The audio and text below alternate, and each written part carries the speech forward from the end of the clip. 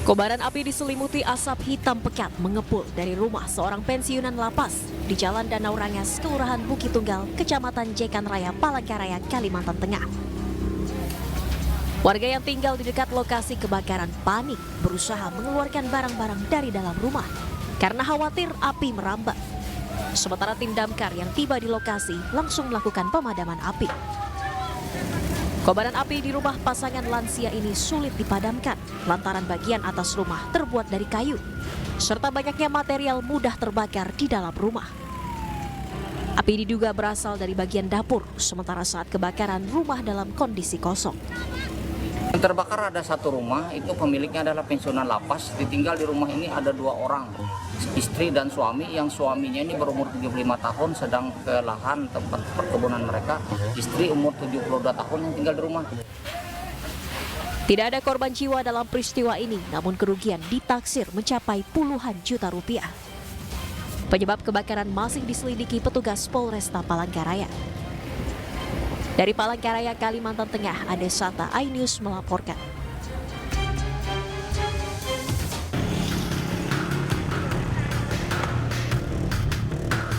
Gunung Lewotobi laki-laki di Kabupaten Flores Timur, Nusa Tenggara Timur kembali erupsi. Erupsi tercatat dengan tinggi kolom abu 300 hingga 700 meter di atas puncak, sekitar 2.284 meter di atas permukaan laut. Kolom abu teramati berwarna putih hingga kelabu dengan intensitas tebal condong ke arah barat. Erupsi ini terekam di seismogram dengan amplitudo maksimum 47,3 mm dan durasi sementara 7 menit 40 detik. Erupsi terjadi seiring dengan gempa vulkanik yang mengeluarkan suplai magma dari perut gunung. Status Gunung Lewotobi laki-laki kini tercatat di level 3 siaga. Ketinggian abu kolom erupsi itu rata-rata 300 sampai 900 meter di atas permukaan puncak. Juga masih didominasi oleh gempa-gempa vulkanik dalam maupun dangkal, sehingga suplai itu masih ada dan ditandai dengan masih seringnya terjadi erupsi. Masyarakat di sekitar kaki gunung maupun wisatawan diimbau selalu waspada dan tidak melakukan aktivitas apapun dalam radius 2 km dari pusat erupsi, serta memakai masker untuk menghindari bahaya abu vulkanik pada sistem pernafasan. Dari Flores Timur, Nusa Tenggara Timur, Joni Nura, iNews melaporkan. Halo, selamat sore pemirsa, demikian tadi berita pilihan iNews Sore bersama saya Syafaati Suryo. Kita awali iNews Sore dengan informasi sebuah toko mebel di Surabaya terbakar. Petugas dari Pemadam Kebakaran dan Penyelamatan Kota Surabaya kesulitan memadamkan api karena minimnya sumber air. Toko mebel dan spring bed di Surabaya terbakar. Api cepat merambat ke rumah pemilik toko yang berdekatan dengan titik api. Petugas dari Dinas Pemadam Kebakaran dan Penyelamatan DPKP Kota Surabaya berupaya memadamkan api. Akibat kebakaran ini, pemilik rumah dan petugas damkar terluka. Diduga kebakaran disebabkan arus pendek listrik. Pasalnya di bagian atas toko sedang dilakukan perbaikan dan pengelasan. 20 unit kendaraan damkar dibantu truk tangki air Dinas Lingkungan Hidup dikerahkan untuk penanganan kebakaran. Petugas sempat kesulitan karena terbatasnya sumber air. Ya, dari cepat sekali rambatannya. Kita sudah berusaha ngeblok tadi, sudah sempat grafik apinya turun, kurva apinya, cuma karena kita terbatas air, dari muncul api lagi. Pemirsa, pasca insiden jatuhnya helikopter milik PT White Sky Aviation di sekitar tebing kawasan Suluban, Desa Pecatu, Kuta Selatan, Badung Pali, kini area di sekitar TKP sudah disteril dengan pemasangan garis polisi.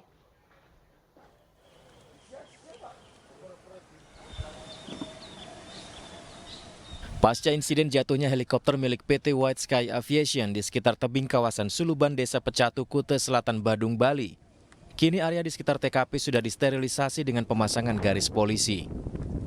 Sementara bangkai helikopter registrasi PKWSP belum dievakuasi karena masih menunggu investigasi dari tim KNKT untuk investigasi terkait penyebab kecelakaan helikopter. Dari hasil pemeriksaan dugaan sementara heli terjatuh karena tersangkut tali layang-layang. Sementara menurut warga di sekitar Banjar Suluban sangat jarang ada anak-anak maupun remaja yang bermain layang-layang karena tidak adanya tanah lapangan yang luas. Saya kira bukan Pak, karena warga di sini atau anak-anak kecil di sini nggak terlalu main layangan lah, karena banyak bule di sini yang nggak suka dengar suara gowangan juga itu dari layang-layangnya. Menurut saya tidak terlalu banyak orang. Karena nggak ada lapangan luas juga. Ya. Jadi kemungkinan tali layangan itu bukan dari sini ya? Kayaknya saya nggak tahu juga ya. Kalau di sini berarti ini ya, anak-anak sini, anak muda sih jarang naikkan layangan? Jarang anak-anak muda di area Uluwatu sini, banyak yang kerja udah sekarang. Sebelum mengalami kecelakaan helikopter PKWSP tipe Bell 505 sempat terbang rendah dari arah timur, sebelum akhirnya jatuh di antara dua tebing batu kapur. Suara dentuman keras juga sempat terdengar oleh warga saat helikopter jatuh di area tebing kapur. Dalam insiden ini pilot dan keempat penumpang selamat. Selanjutnya seluruh korban dibawa menuju rumah sakit terdekat menggunakan ambulans untuk mendapat penanganan medis lebih lanjut. Dari Badung, Bali, tim liputan iNews melaporkan. Untuk mengetahui informasi terkini, kita sudah terhubung dengan rekan Dewi Umaryati di Bali. Selamat sore Dewi, sejauh ini apakah proses investigasi KNKT terkait jatuhnya helikopter masih berlangsung? Iya, Safa dan juga pemirsa, sampai saat ini memang benar dari tim KNKT yang berjumlah 3 orang masih melakukan penyelidikan terkait penyebab jatuhnya helikopter yang ada di Suluban, Desa Pecatu, Kuta Selatan, Badung. Dan untuk mengetahui lebih lengkap bagaimana kronologi awal dari mengudaranya helikopter ini sampai akhirnya terjatuh, saya sudah bersama dengan Vice President PT White Sky Aviation, Bapak Bambang Narayana. Pak Bambang, terima kasih atas waktunya dan saya turut berduka atas insiden ini meskipun semuanya penumpang selamat. Jadi mungkin bisa diceritakan Pak, bagaimana kronologi awalnya mulai dari mengudara sampai akhirnya mendapat laporan helikopter yang Bapak ini kan terjatuh. Baik, terima kasih. Pertama-tama terima kasih ya atas simpatiknya. Memang kejadiannya kemarin dengan rencana rute dari GWK terbang lokal menuju Uluwatu dan balik lagi ke arah Uluwatu ya. Namun sangat terjadi musibah ketika sudah terbang kurang lebih selama 4 menit. Heli tersebut kena ya suspeknya dengan lihat kita buktinya itu dengan tali layangan yang cukup besar melilit sehingga helikopter tidak dapat dikendalikan oleh pilot sehingga pilot berusaha melakukan emergency landing sehingga terjadilah ini. Itu. Dari informasi mungkin yang Bapak gali dari pilot, bagaimana kronologi sampai akhirnya yang bersangkutan pilot dapat menurunkan dengan seluruh penumpangnya berhasil selamat, Pak? Tentu saja ini adalah suatu keahlian pilot ya, yang dia cukup tenang, yang kami dapat informasi juga dari penumpang di mana ketika mengetahui pesawat ini terlilit tali layang-layangan dan sudah tidak dapat digerakkan, penumpang mengatakan pilot dalam keadaan tenang dan juga ikut menenangkan, ikut membuat suasana tenang terhadap penumpang, dan pilot juga dengan keahlian yang dia miliki, dia mencoba mengarahkan ke area terbuka, namun mungkin karena yaitu kembali heli tidak dapat dikembalikan dengan sudah terbelit layang-layang, kontrol di pilotnya itu tidak bisa, terjadilah mendarat. Tapi bersyukur selamat ya, selamat semua dan sudah kembali ke hotel dan ke rumah masing-masing. Gitu. Artinya untuk pengobatan sampai saat ini kondisi para korban seperti apa, Pak? Kemarin sempat diobservasi di rumah sakit. Yang informasi yang kami dapat, kami juga tadi sempat nengok ke hotel. Beliau juga sudah artinya sehat lah, bisa ngobrol, bisa jalan normal. Kru juga normal, istirahat. Semua penumpang normal. Mungkin apapun habis kejadian pasti ada rasa trauma begitu ya, perlu perlu waktu untuk bisa kembali seperti semula. Tapi secara fisik luka ringan. Dari informasi Otban, heli ini masih layak terbang dan kemarin baru dikeluarkannya surat layak terbang pada bulan Juni lalu. Seperti apa Pak kondisinya saat ini dan kapan proses evakuasi akan dilakukan? Ya, kondisi heli sangat layak terbang. Ya, sangat layak terbang dan pilot juga semua masih valid semuanya. Hasilnya dari medek, dari mandatory training semua. Nah, untuk evakuasi heli tentu setelah KNKT selesai melakukan penyelidikan di KNKT yang memerintahkan, nanti baru kami bisa evakuasi setelah KNKT selesai. Gitu. Terima kasih Pak Bambang informasinya. Ya, Safa dan juga pemirsa, sampai saat ini masih belum dapat dipastikan kapan selesai penyelidikan dari tim investigasi KNKT ini karena berbagai informasi akan dikumpulkan dan nantinya hasil informasi akan merekomendasikan ke depan agar peristiwa serupa tidak terulang kembali. Safa kembali ke studio. Ya, terima kasih Dewi Umariati melaporkan langsung dari Bandung, Bali dan selamat bertugas kembali.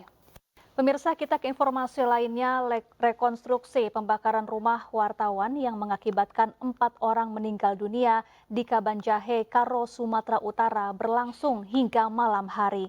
Warga meneriaki para pelaku yang melakukan adegan rekonstruksi.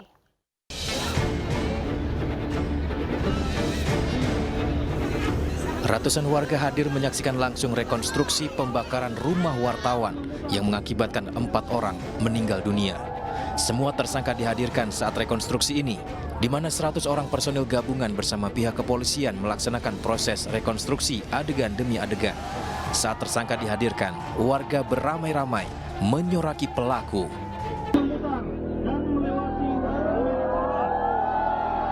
Saat rekonstruksi adegan pembakaran, warga tak bisa menyembunyikan emosinya dan terus menyoraki pelaku. Sepanjang adegan, kedua pelaku terus menunduk, tak berani melihat warga yang ramai menonton. Ada 6 lokasi berbeda yang menjadi tempat pelaksanaan kegiatan rekonstruksi ini dan 57 adegan diperagakan oleh para tersangka.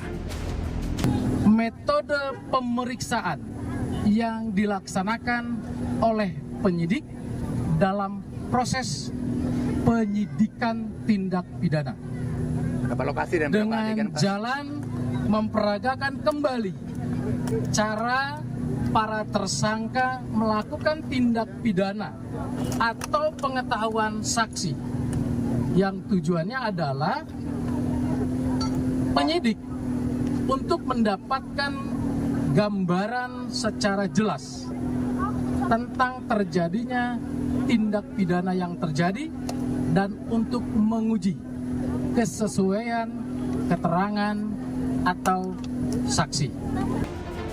Pihak kepolisian terus mendalami kasus tersebut dan belum mengungkapkan apa motif dari para pelaku. Dari Kabupaten Karo, Sumatera Utara, Eka Hetriansyah, iNews melaporkan. Pemirsa, sosok ayah almarhum Eki Ibtu Rudiana kembali jadi sorotan karena tidak pernah muncul ke publik. Ia diduga terlibat penganiayaan para terpidana kasus Vina tahun 2016 yang lalu. Terima kasih banyak kepada seluruh masyarakat Indonesia yang sudah mendoakan saya, yang sudah mendukung saya. Benang kusut kasus pembunuhan Vina memasuki babak baru. Pasca Peggy Setiawan menang gugatan pra-peradilan, maka konstruksi hukum kasus ini harus diurai dari awal. Tak tanggung-tanggung, Mabes Polri mengerahkan Propam dan Itwasum untuk melakukan evaluasi dan memberi asistensi menangani kasus ini. Sementara laporan terhadap orang-orang yang berkaitan dengan kasus ini tetap dilakukan. Setelah melaporkan Aib dan Dede atas dugaan kesaksian palsu, tim kuasa hukum terpidana kasus Vina kali ini melaporkan ayah almarhum Eki, Ibtu Rudiana. Ibtu Rudiana dibidik lantaran diduga terlibat kekerasan dan penyiksaan pada para terpidana tahun 2016 silam. Bukan tanpa alasan, sosok Rudiana tidak pernah muncul sejak kasus Vina mencuat ke publik. Hal ini membuat masyarakat berspekulasi tentang adanya hal yang ditutupi oleh Rudiana. Kita semua juga tidak mau berspekulasi apabila memang ada dugaan tindak pidana, apabila ada temukan temuan-temuan lainnya, silakan sesuai dengan prosedur hukum. Dan kita negara hukum wajib menghormati itu. Apalagi isu-isu yang berkembang juga terhadap Ibtu Rudiana dibilang isu narkoba lah, isu lainnya lah, dan lain-lain. Itu semua saya nyatakan itu hoax ya. Sepanjang yang dituduhkan kepada yang bersangkutan itu tidak terbukti melakukan sesuatu perbuatan dugaan tindak pidana dengan adanya putusan pengadilan, kita nggak boleh menuduh seseorang, harus kita junjung tinggi asas praduga, presumption of innocence, kepada setiap orang maupun itu saksi-saksi. Meski demikian, kuasa hukum terpidana yakin bahwa Rudiana terlibat penyiksaan terhadap para terpidana kasus Vina. Ini kan masalah-masalah yang sudah kusut, yang sudah 8 tahun yang lalu. Kami harus urai dulu satu-satu masalahnya gitu, untuk mendapatkan apakah itu novum, apakah itu kekeliruan hakim dan lain sebagainya. Oleh karena itu kami proses dugaan yang akan kami laporkan ini, yaitu bagian daripada rangkaian kekeliruan-kekeliruan yang nanti akan kami sampaikan gitu. Jadi kami dalam hal ini terus terang saja ingin membuat atau mengumpulkan bukti yang selengkap mungkin. Pihak kuasa hukum mengklaim memperoleh informasi langsung dari para terpidana. Mereka bercerita tentang kekerasan dan penganiayaan yang dilakukan oleh Rudiana 8 tahun silam hingga para terpidana kasus Vina babak belur. Dari Jakarta, Tim Liputan iNews melaporkan. Praktisi hukum Pitra Romadoni menilai pelaporan dugaan penganiayaan Ibtu Rudiana ke Bareskrim Polri salah sasaran dan menyalahi aturan. Sementara kuasa hukum terpidana kasus Vina Jutek Bongso menyebut pelaporan dibuat karena Ibtu Rudiana melaporkan kasus pembunuhan Vina atas nama pribadi. Dan berikut cuplikan dialog dalam program iNewsroom. Etik itu mungkin administrasi prosedur ya. Kalaupun ada dugaan lainnya yang diduga oleh rekan-rekan kita tadi Jutek Bongso itu ada dugaan penyiksaan, pemukulan dan lain-lain. Itu ranahnya ke divisi Propam. Propam nanti akan memeriksa anggotanya apakah benar melakukan perbuatan itu atau tidak. Itulah kewenangan pada fungsi propos tadi gitu loh. Artinya jangan juga kita melangkahi aturan yang ada dan seolah-olah kita tidak menghargai kewenangan daripada divisi Propam. Saya kira kita sebagai warga masyarakat percaya penuh kepada divisi Propam yang menangani kasus ini karena mereka juga sedang mendalami dalam persoalan ini. Karena kalau memang kita tidak percaya kepada divisi Propam, tentunya ini akan menjadi presiden buruk bagi rekan-rekan yang bertugas dalam divisi profesi Propam tersebut gitu. Oke, Pak Bongso, silakan ya. Laporan ke Bareskrim salah alamat katanya. Iya, terus nggak apa-apa. Jadi terkait dengan pemukulan itu nggak ada itu. Saya udah tanyakan langsung kepada Pak Rudiana apakah beliau itu melakukan pemukulan atau penyiksaan. Itu hoax dan fitnah. Saya nyatakan di sini. Oke. Karena beliau itu statusnya hanya sebagai pelapor dan beliau itu hanya 15 menit menanyakan kepada terpidana ini terkait dengan peristiwa tersebut dan langsung diserahkan kepada Satreskrim Polresta Cirebon ya. Jadi jangan juga kita fitnah orang lain yang. Jadi ya seperti yang kami sampaikan, kami melaporkan dugaan ya laporan palsu dan penganiayaan dan juga pemukulan yang dilakukan oleh Ibtu Rudiana beserta dengan tim ya. Kenapa kami laporkan secara pribadi bukan kepada Ibtu Rudiana adalah kita laporkan pribadi Bapak Rudiana oleh karena ketika LP itu dilakukan bukan Ibtu Rudiana melaporkan dengan memakai pelaporan form A ya, dia memakai dengan model B gitu ya, artinya adalah itu masyarakat biasa, makanya kami menempuh cara itu. Karena dia ketika melaporkan dia memposisikan.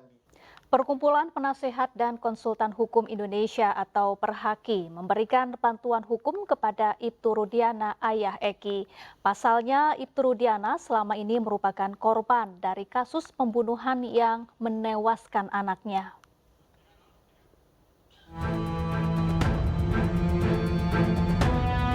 Perkumpulan Penasihat dan Konsultan Hukum Indonesia atau Perhaki memberikan bantuan hukum kepada Ibtu Rudiana ayah Eki dalam kasus pembunuhan Vina dan Eki. Perhakim memberikan bantuan hukum kepada Ibtu Rudiana lantaran yang bersangkutan merupakan korban yang anaknya meninggal dunia akibat peristiwa pembunuhan tahun 2016 silam. Untuk itu sebagai ayah korban, Ibtu Rudiana berhak mencari keadilan dan kepastian hukum. Apalagi belum lama ini Ibtu Rudiana dilaporkan keluarga terpidana ke Bareskrim Mabes Polri. Sebelum memutuskan ataupun memberikan bantuan hukum kepada Bapak Ibtu Rudiana, terlebih dahulu kita telah membentuk tim pencari fakta dan mengumpulkan bukti-bukti terkait dengan persoalan tersebut. Kita akan mendukung pihak kepolisian dalam rangka mengungkap kasus ini dan menegakkan hukum dengan seadil-adilnya. Perhakim menyebut saat ini ada puluhan advokat yang akan membela Ibtu Rudiana dan tentunya akan bertambah seiring tim pencari fakta dari DPP Perhaki selesai mengumpulkan bukti-bukti dalam mengungkap kasus pembunuhan Vina dan Eki. Dari Cirebon, Jawa Barat, Miftahuddin, iNews melaporkan. Pemirsa, hampir 11 jam Saka Tatal menjalani pemeriksaan psikologi oleh LPSK. Usai diperiksa, Saka semakin mantap dan yakin menghadapi sidang peninjauan kembali kasus pembunuhan Vina dan Eki yang membuatnya dipenjara hingga 8 tahun.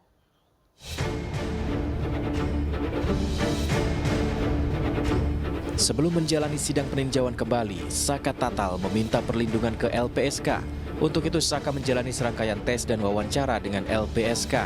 Saka didampingi oleh keluarga serta penasihat hukumnya.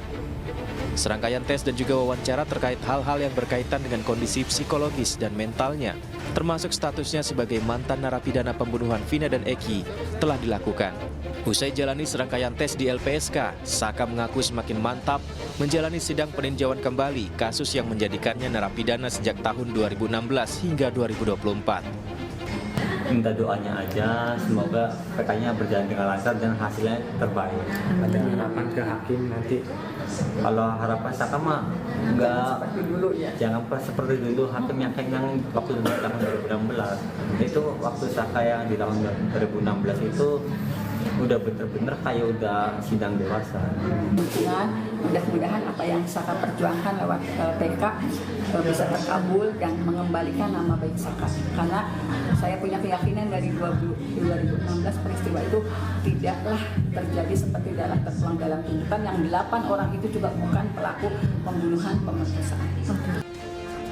Penasihat hukum Saka serta keluarga berharap tim hakim dalam sidang nanti bisa bertindak adil dan menempatkan Saka sebagai korban ketidakadilan sehingga sekaligus bisa membuka kasus pembunuhan Vina dan Eki secara terang benderang. Dari Bandung, Jawa Barat, Mujib Prayitno, iNews melaporkan.